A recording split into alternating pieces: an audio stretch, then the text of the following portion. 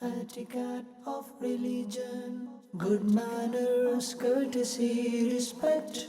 Good manners, courtesy, respect. Good manners, etiquette of religion, etiquette of religion. الحمد لله رب العالمين والصلاة والسلام على سيد الأنبياء والمرسلين أما بعد فأعوذ بالله من الشيطان الرجيم بسم الله الرحمن الرحيم الصلاة والسلام عليك يا رسول الله وعلى آلك وأصحابك يا حبيب الله الصلاة والسلام عليك يا نبي الله وعلى آلك وأصحابك يا نور الله. My dear viewers of Madani Channel, Alhamdulillah Azza wa Jal, once again we are here presenting the program Islamic Etiquettes. In this program, we hear about Islamic teachings and good traits. Today, the topic of our program is trust, meaning amanat. The religion Islam is the greatest protector of the rights of people. Therefore, the religion Islam gives the order of the actions through which the rights of people are protected. One of those actions is trustworthiness as well. In the Holy Quran and Hadith, the order of returning the trust and not misappropriating it has been given with great emphasis. In today's program, Insha'Allah Azza wa Jal, we're going to listen to the importance of protecting a trust and what lesson our Islam has given about it. At the same time, we are going to hear about the trustworthiness of the Holy Prophet Sallallahu Ta'ala Alaihi Wa Alihi Wasallam. As usual, before we proceed further, let's listen to the blessing of reciting Durood Pak. The Holy Prophet Sallallahu Ta'ala Alaihi Wa Alihi Wasallam was sitting when his salah performer came. As soon as he completed his salah, he supplicated, O Allah Almighty, forgive me, have mercy upon me. Upon this, the Holy Prophet Sallallahu Ta'ala Alaihi Wa Alihi Wasallam said, O salah performer, you have made haste.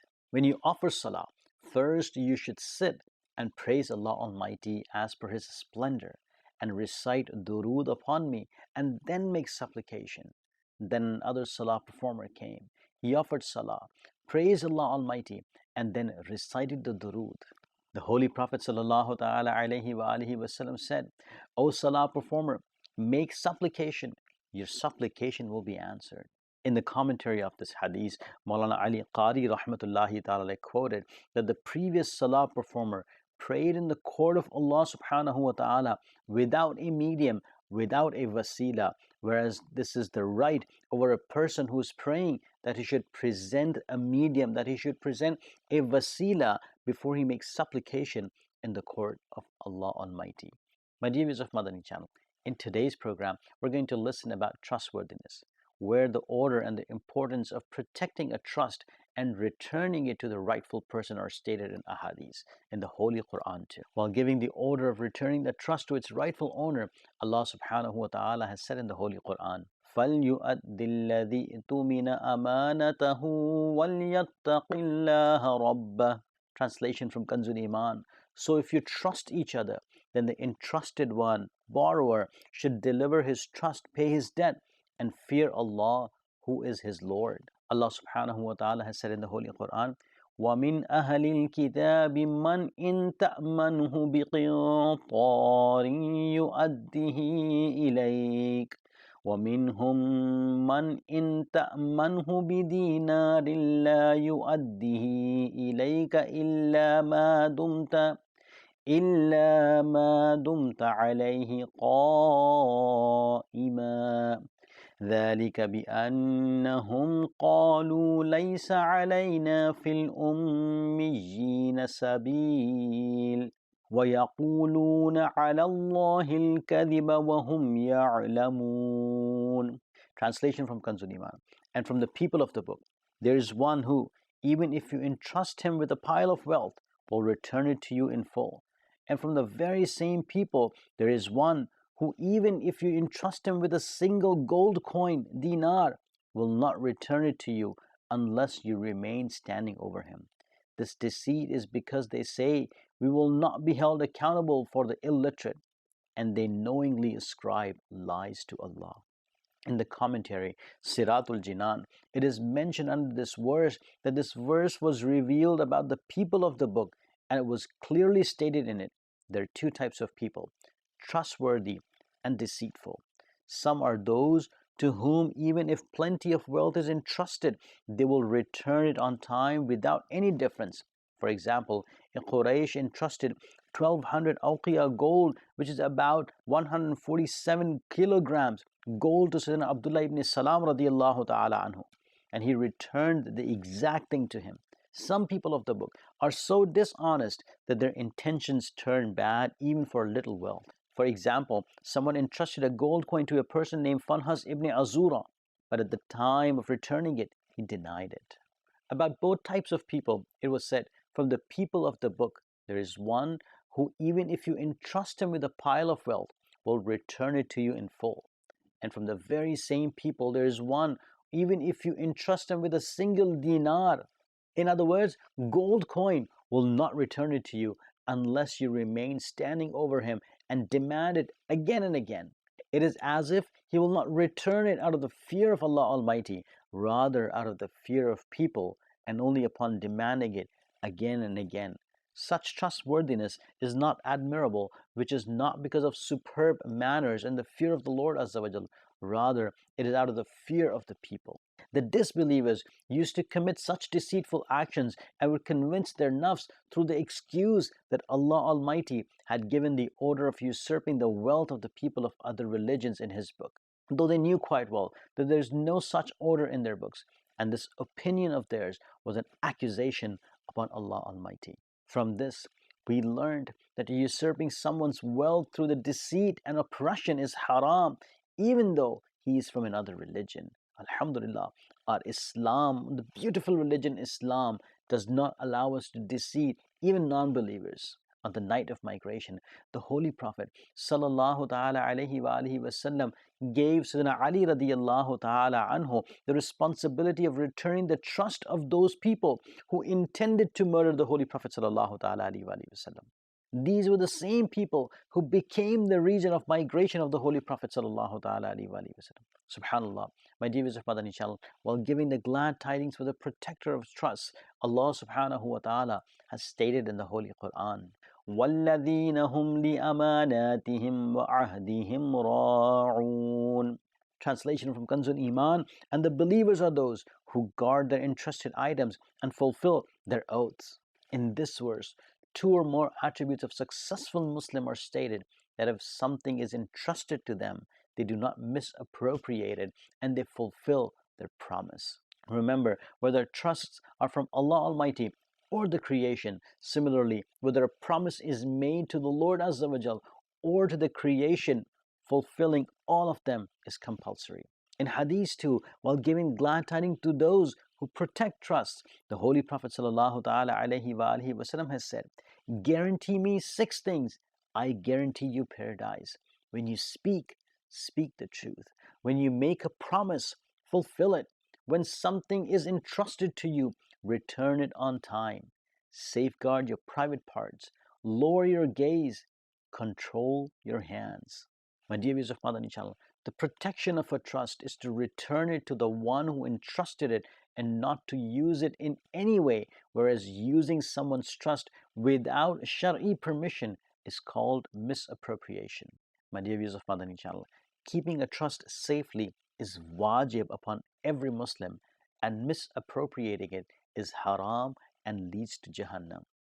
A trust not only means that we have someone's wealth with us and we protect it. No, rather following the commandments of Allah Almighty and His Holy Prophet sallallahu ta'ala alayhi wa sallam, performing the actions which have been commanded and refraining from what has been forbidden is also trust. Similarly, if we are sitting in a gathering, the conversation which occurs in that gathering is also a trust to us.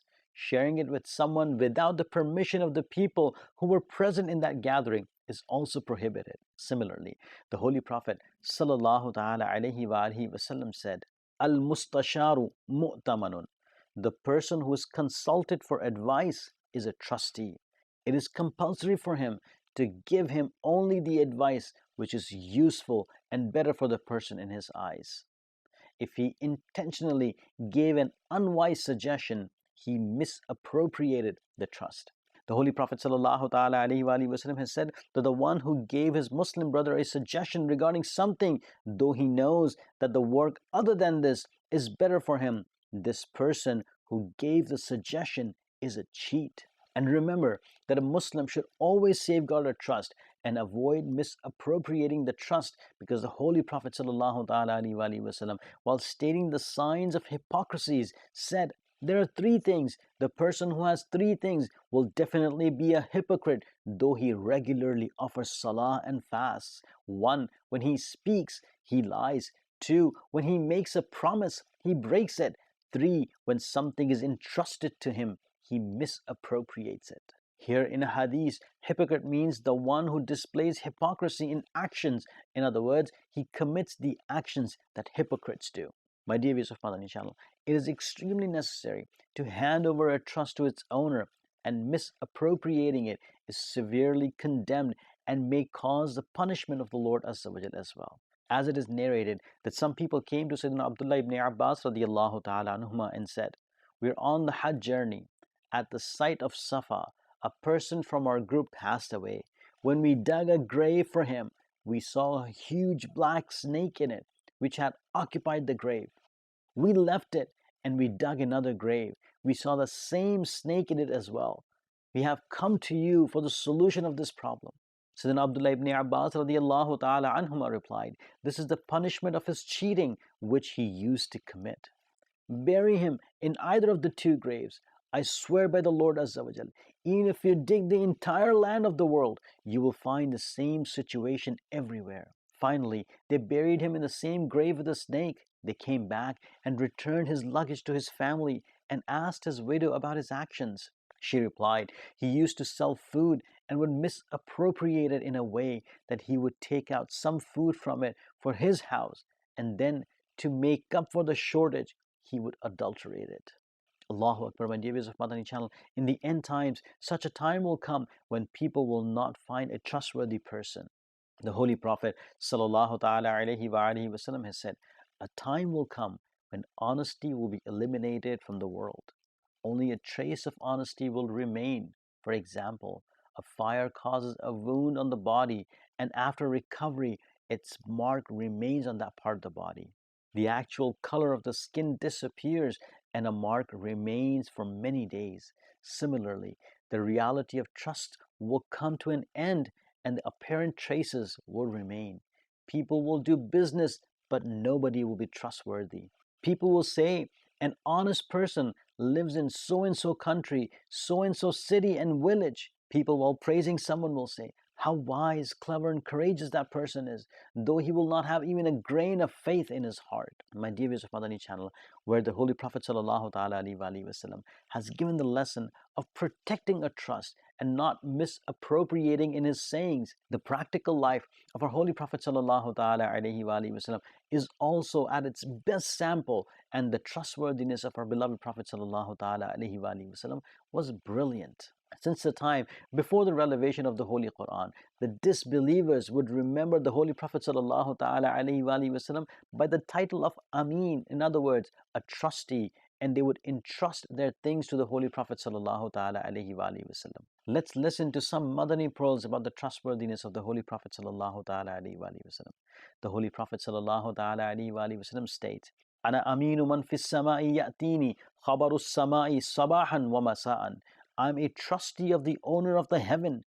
I receive heavenly messages from him from morning to evening. How splendid the truthfulness and trustworthiness of the Holy Prophet ﷺ is. Even his mortal enemies used to believe him to be truthful and trustworthy. And therefore, when the disbelievers of Makkah became the mortal enemies to defend their evil ideology, and at night, na'udhu billah, they surrounded the blessed house of the Holy Prophet ﷺ to murder him, at that time too, their trusts were with the Holy Prophet ﷺ. May we be sacrificed upon him. How wonderful is his way of trustworthiness that even at that time of migration, he commanded Sayyidina Ali radiallahu ta'ala anhu to return the trust of the people before leaving. The Lord Azza wa Jal made the blessed face such a shining star of truthfulness and trustworthiness that without any acquaintance and witnesses, people would trust him. Hence, it is narrated that a group stopped in a place out of the city near Medina.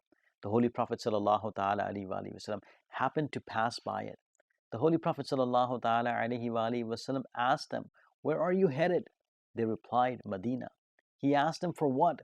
They replied, "To get dates." The Holy Prophet ﷺ pointed to a camel and asked, "Do you want to sell it?" They replied, "Yes." The deal was done and the price was settled. The Holy Prophet ﷺ held up the camel and left. Those people became lost in the beauty of Rasulullah ﷺ. Those people became lost in the beauty, elegance, and the awe of Holy Prophet ﷺ in such a way that they did not even demand the price.